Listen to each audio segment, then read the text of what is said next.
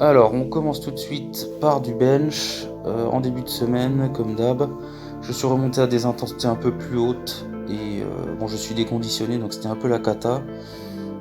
Une rep à 130, une rep à 132,5, des back-off à 120 kg. J'ai de nouveau eu cette douleur, comme une sorte de courbature. En fait, ça m'arrive toujours vers la fin, après avoir fait pas mal de volume à des intensités relativement hautes. Donc, je sais pas ce que c'est clairement musculaire. Donc voilà, la semaine prochaine, on revient à des intensités un peu plus basses. Ensuite, la séance lower avec du soulevé de terre en touch and go, 5 séries de 3 à 160 kg. C'était entre guillemets la séance lourde. Donc c'est pas des poids très lourds pour moi, mais en touch and go c'est vachement dur, ça travaille énormément le gainage.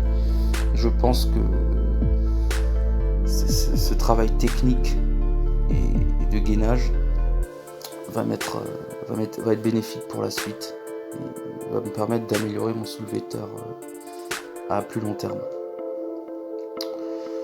Ensuite, j'ai filmé le dos. J'ai filmé uniquement le premier exercice. De toute façon, c'est ce que je fais pour ces vidéos. Je filme uniquement le premier exercice de chaque séance, sachant qu'il y a pas mal de volume, pas mal d'exercices. Je filme que la base, si on veut. Rowing halter, 3 séries de 8 à 50 kg. C'est presque de la post-fatigue parce que j'avais énormément de courbatures au niveau du dos, des lombaires du jour d'avant. Donc pour maintenir le gainage et la posture, ça n'a pas l'air, mais c'est extrêmement dur. Voilà. Ensuite, on passe au push le lendemain. Donc j'ai filmé quelques séries au développé couché prise serré. Je crois que j'ai fait 6 reps à 105. Donc avec pause, 6 reps à 105, 4 et 3 à 107,5 et une série technique à 80 kg. Donc là je crois que c'était la première à 105. Je trouve que ma technique s'améliore vraiment. Donc là la deuxième série à 107,5 pour 4 répétitions. Je trouve vraiment que mon placement est meilleur, la trajectoire aussi. Il y a encore un peu de boulot pour réussir à vraiment maintenir le pontage si on veut. C'est vrai que je m'affaisse dès que je prends la barre et dès que je repose mes fesses, je m'affaisse un peu. Donc ça, c'est pas top, mais il y a de l'amélioration. Donc là, je crois que c'était la série à 80, voilà, la série entre guillemets technique. Pas grand chose à en dire, hein. On essaie d'améliorer la technique avec une dernière série un petit peu plus légère. Ensuite, la vidéo d'après, ça va être du squat, 5 reps à 135 à la parallèle. J'ai été trop surpris, j'ai monté trop vite les poids par ego et du coup la technique se dégrade. Donc il va vraiment falloir bosser ça aussi. Parce que là je suis pas content du tout.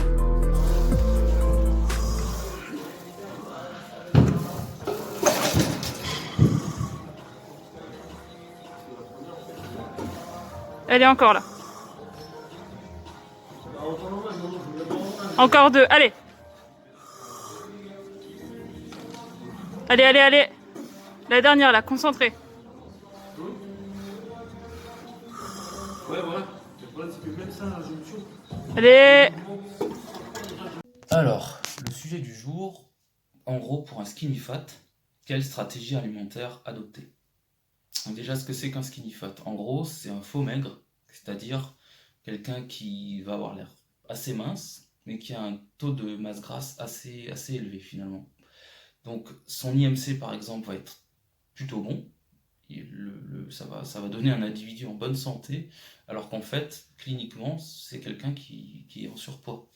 C'est quelqu'un qui a très peu de masse musculaire, quelqu'un de sédentaire, qui fait qui fait pas de sport, qui fait très peu d'activité physique, donc qui a très peu de masse musculaire, mais qui a quand même pas mal de gras. Et donc ça va donner de l'extérieur l'impression de quelqu'un de normal, en bonne santé ou autre, alors que concrètement, non, c'est quelqu'un qui est en surpoids, qui a un taux de masse grasse trop haut, et donc qui n'est pas en bonne santé, dont le corps ne fonctionne pas de manière optimale. Donc quelle stratégie adopter pour ces personnes-là? Donc encore une fois, tout est très spécifique et tout est toujours très spécifiques aux individus. Moi je donne des grandes lignes. Donc en ce qui me concerne, moi je dirais déjà remettre à plat toutes les habitudes alimentaires, parce que si on est rendu là, c'est que normalement il y a des problèmes au niveau de l'alimentation. Donc remettre à plat toutes les habitudes alimentaires, modifier les aliments, etc. Ensuite, faire une sèche, donc un déficit calorique. Pourquoi? Parce que quand on est trop gras, skinny fat ou non, le corps n'est pas en meilleure disposition pour construire du muscle, pour fonctionner de la meilleure manière. Donc au niveau le terrain hormonal n'est pas bon, euh, il y a de l'inflammation chronique, une forte sensibilité à l'insuline, donc tout ça c'est pas terrible.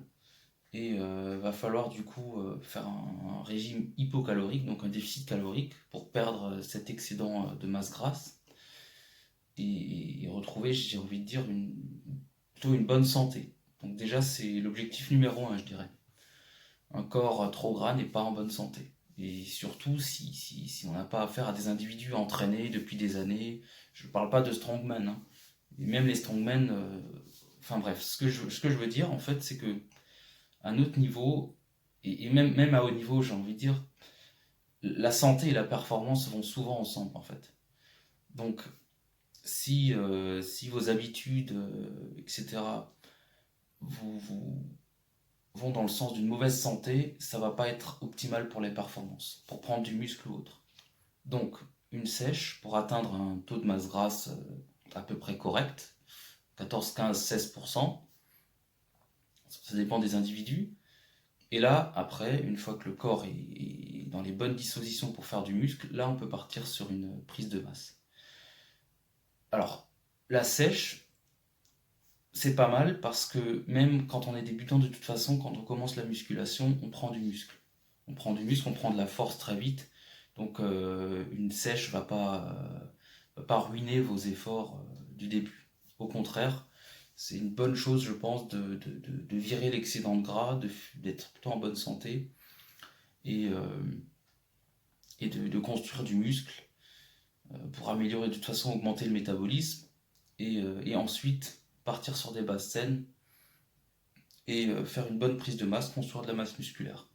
Donc c'est très général, c'est pas du tout individualisé, là, ça dépend.